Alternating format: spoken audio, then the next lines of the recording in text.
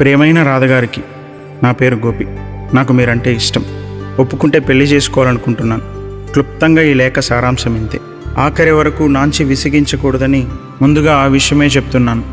నా విషయానికి వస్తే ఎంఎస్సి చదివి నెలకి 6,000 రూపాయల జీతంతో లెక్చరర్గా పనిచేస్తున్నాను.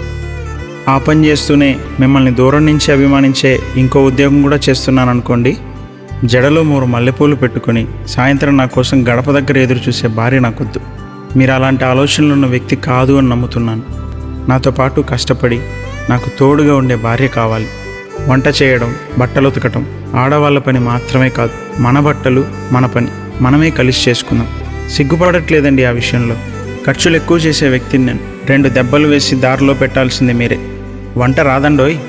మీ పర్యవేక్షణలో వంటింటికి ఏం కాకుండా నేర్చుకోవడానికి మేము సిద్ధమే. మీ గురించి చాలా తెలుసుకున్నాను అని అనుకుంటున్నాను. ఒక పెద్ద యూనివర్సిటీలో మీకు అవకాశం వస్తే మీ నాన్న వద్దన్నారని మారు మాట్లాడకుండా ఆగిపోయారంట. ఎదురు తిరిగి గొడవపడుంటే ఇంకా నచ్చుండేవాళ్ళు. చదువు ఆపించేస్తే ఖాళీగా ఉండకుండా బట్టలు కుట్టడం నేర్చుకున్నారంట. ఎవరో చెప్పిన మాటలు కదా, ఎంతవరకు నమ్మాలో తెలియక అంటున్నాను.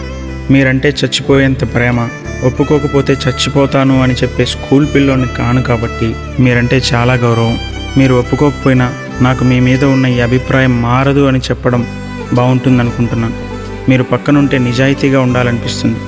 మీరు కష్టపడుతుంటే సాయం చేయాలనిపిస్తుంది.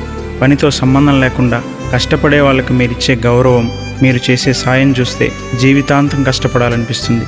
కొంచెం ప్రాస ఎక్కువైతే నా కవితా స్ఫూర్తిని మన్నించగలరు. మనం ఇష్టపడే వాళ్ళ నవ్వు మనకెప్పుడూ అందంగానే ఉంటుంది. అందుకేనేమో మీ నవ్వు కోసం ఇంకో బస్తా బాధలు ఎక్కువ మోస్తానేమో అనిపిస్తుంది.